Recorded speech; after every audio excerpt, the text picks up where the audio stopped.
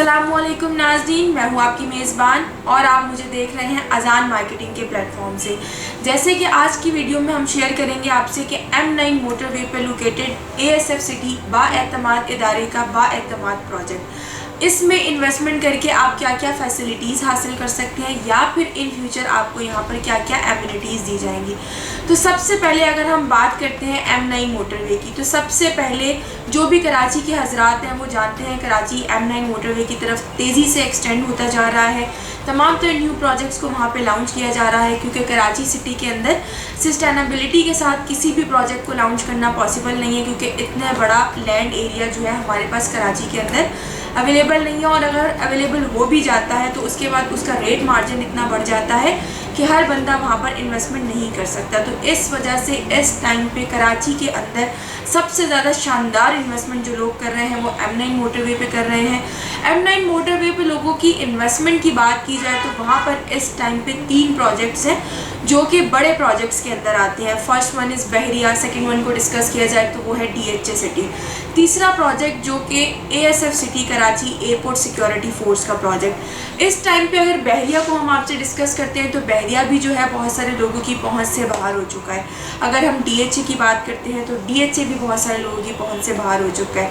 ASF जो है वो रिलायबल भी है और उसका शेड्यूल अगर आप डिस्कस करते हैं तो वो भी एक बहुत ही ज़्यादा इस टाइम लो बजट के अंदर आप वहाँ पे इन्वेस्टमेंट कर सकते हैं। आने वाले वक्त के अंदर आपका फ्यूचर और आपके प्यारों का फ्यूचर जो है वो सिक्योर होगा, क्योंकि ASF के अंदर आपकी इन्वेस्टमेंट जो है वो बिल्कुल सेव एंड सिक्योर कहलाएगी। उसका रीज़न ये है कि इस प्रोजेक्ट को ASF फाउंडेशन खुद मॉनिटराइज़ कर रहा है। बराह रास्त वो खुद इसके डेवलपमेंट को मॉनिटराइज़ कर रहे हैं। तमाम तरह चीज़ों को खुद जो है अपनी ज़ेरे निगरानी वहाँ की डेवलपमेंट जो है उसको आगे बढ़ाया जा रहा है। दिन ब दिन इसके डेवलपमेंट में बहुत तेज़ी आती जा रही है। अगर आप M9 को विज़िट करते हैं, वहाँ पे आप बहुत सारे प्रोजेक्ट्स को आपने विज़िट किया होगा, लेकिन जैसे ही आप ASF के अंदर एंटर होते हैं तो आपको ये फील होगा कि वाकई ही कोई बहुत अच्छा प्रोजेक्ट जो है फ्यूचर के लिहाज से उसको मेंटेन किया जा रहा है, उसकी डेवलपमेंट को किया जा रहा है। दूसरा, अगर दूसरे पॉइंट ऑफ व्यू से हम देखते हैं, जो भी हम लोग कराची के अंदर रहते हैं तो आप सब जानते हैं कि कराची का कोई भी इंफ्रास्ट्रक्चर नहीं है। कराची को बिल्कुल भी किसी इंफ्रास्ट्रक्चर या किसी मैप के लिहाज से जो है डेवलप नहीं किया गया, क्योंकि पुराने वक्तों में लोग यही कहते हैं कि जिसको जहाँ पे जगह मिली उसने वहीं पे अपना घर बना लिया, उसके नीचे क्या है या क्या नहीं ये ना आप जानते हैं ना हम जानते हैं। लेकिन इस टाइम पे जो जदीद सोसाइटीज़ बनाई जा रही है, जो इस तरह के प्रोजेक्ट्स लॉन्च किए जा रहे हैं, उन प्रोजेक्ट्स के अंदर इन चीज़ों को मद्देनज़र रखा जा रहा है। आने वाले वक्तों में वहाँ का इंफ्रास्ट्रक्चर जो है वो डैमेज ना हो, वो आपको कोई भी मसाइल आपको पेश ना आए जो मसाइल इस टाइम कराची के लोगों को पेश आते हैं। अगर कोई बारिश हो जाती है या लाइट वगैरह का इशू डिस्कस किया जाए, गलियों का जो है आपसे डिस्कस किया जाए, तो मेरा नहीं ख्याल कि इन चीज़ों को बहुत ज़्यादा हाईलाइट करना चाहिए, क्योंकि आप लोग सब यहीं पे रहते हैं और आप लोग जानते हैं कि कौन से एरिए में क्या चीज़ किस तरह से है। तो इन सोसाइटीज़ के अंदर एम्यूनिटीज़ को जो है बहुत ज़्यादा प्रायोरिटी दी गई है। रोड्स को डिस्कस किया जाए तो 180 फीट वाइड के रोड बनाए गए हैं। मेन बॉलीवुड जो है वो ASF का 180 फीट है। इसके अलावा स्ट्रीट्स की अगर मैं आपसे बात करूं तो 40 फीट की एक स्ट्रीट है। यहाँ कराची में आप नॉर्मल देखते हैं तो 40 फीट रोड को 40 फीट कहा जाता है, लेकिन इस तरह की सोसाइटीज़ में इन चीज़ों को सैवरेज से पहले, बारिश होने से पहले जो बड़े बड़े नाले जो हैं वो बनाए जा रहे हैं कि अगर बारिश होती है तो इसका जो निज़ाम है वो प्रॉपर। प्रोजेक्ट तो आज डेवलप हो रहा है, लेकिन उसकी जो प्लानिंग है वो आने वाले वक्त के लिए, कि जब आने वाले वक्त में लोग वहाँ पे रेजिडेंस करें, आज से 20 साल बाद, 10 साल बाद या 100 साल बाद, तो वो प्रोजेक्ट जो है इंफ्रास्ट्रक्चर के लिहाज से अपनी मिसाल आप हो। इसी वजह से लोग जो है यहाँ पर इन्वेस्टमेंट करते हैं। तीसरा पॉइंट मैं आपसे ये शेयर करूँगी कि आप देखें, लोग जो है कराची इतना कंजेस्टेड हो गया, पॉपुलेशन दिन ब दिन बढ़ती जा रही है, जिसकी वजह से बीमारियां भी दिन ब दिन बढ़ती जा रही हैं। अगर आप इन्वायरमेंटल के लिहाज से देखते हैं, इन्वायरमेंटल चेंज के लिहाज से देखते हैं, तो M9 एक पुरफ़िज़ा माहौल के अंदर है। आप वहाँ पर अभी भी बहुत ज़्यादा ग्रीनरी है। कराची के अंदर से बहुत हद तक ग्रीनरी वगैरह, पार्क्स वगैरह को ख़त्म कर दिया है, जिसकी वजह से बीमारियाँ जो हैं वो ज़्यादा दिन ब दिन बढ़ती जा रही हैं। M9 पे अगर आप रेजिडेंस करते हैं तो ये पॉइंट ऑफ व्यू भी आपके लिए बहुत अहमियत रखता है कि आप एक अच्छे इन्वायरमेंट के अंदर अपनी ज़िंदगी को गुजार सकते हैं। और इसके अलावा सबसे मेन चीज़ अगर आपसे डिस्कस की जाए तो वो है सिक्योरिटी। अगर सिक्योरिटी की बात की जाए तो इस टाइम पे ASF खुद एक सिक्योरिटी है, एक इदारा है, एक फाउंडेशन है। फाउंडेशन की ज़ेरे निगरानी बनने वाले अगर मैं कुछ और प्रोजेक्ट आपसे डिस्कस करूँ तो आप उसमें मिसाल ले सकते हैं नेवल इंक्रोचमेंट की, इसके अलावा अस्करी की मिसाल आप ले सकते हैं। बहुत सारे ऐसे प्रोजेक्ट्स हैं जो कि आर्मी फोर्सेस के अंडर आते हैं। उनके अंडर आने की वजह से उनकी जो सहूलियात हैं, उनकी जो एमिनिटीज़ हैं, वो बहुत ज़्यादा लोगों को रिलायबिलिटीज़ दी जाती है ताकि वो एक अच्छी लाइफ स्टाइल वहाँ पर गुजार सकें।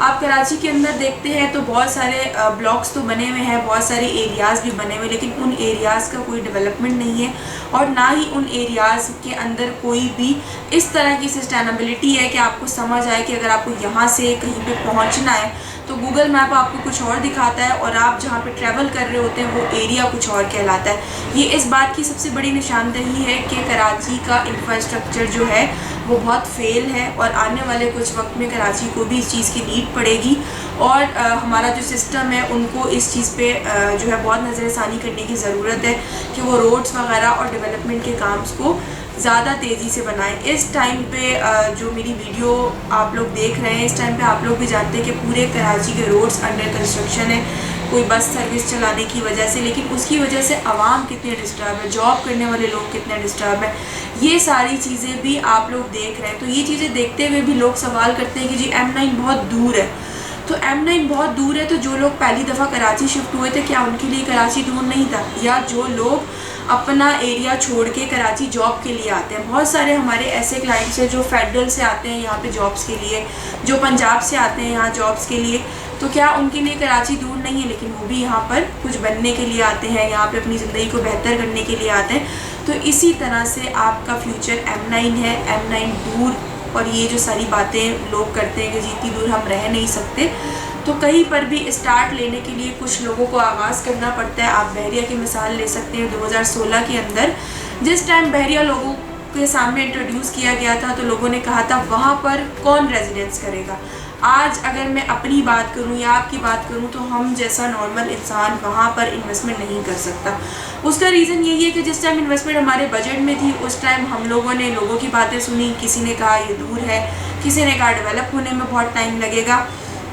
टाइम हर चीज़ को लगता है। अगर आप अपनी मिसाल लेते हैं तो आप सबसे पहले अपनी स्कूलिंग को कंप्लीट करते हैं, उसके बाद आप कॉलेज के ड्यूरेशन में आते हैं, यूनिवर्सिटी के ड्यूरेशन में आते हैं, तब जाके आप जॉब लेवल में आते हैं, तब आप उसके बाद आपकी शादी का सेक्शन स्टार्ट होता है। तो लाइफ में आप लोगों को भी आगे बढ़ने में बहुत सारा टफ़ टाइम जो है देखना पड़ता है।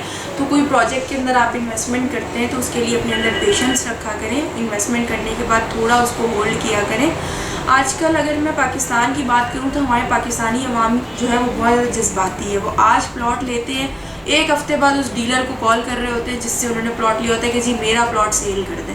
तो ऐसा नहीं होता। अगर आप कहीं पे इन्वेस्टमेंट करते हैं तो थोड़ा सा उसको होल्ड किया करें, मार्केट को बेहतर होने का इंतज़ार किया करें। फ़ौरी तौर पे जब आप लोग रब्ता करते हैं, आपको अच्छी ऑफ़र नहीं मिलती तो आप उससे डीमोटिवेट होकर प्रोजेक्ट के बारे में नेगेटिविटी फैलाने लग जाते हैं कि जी प्रोजेक्ट के अंदर ये मसला है, प्रोजेक्ट के अंदर वो मसला है, प्रोजेक्ट के रेट नहीं बढ़ रहे।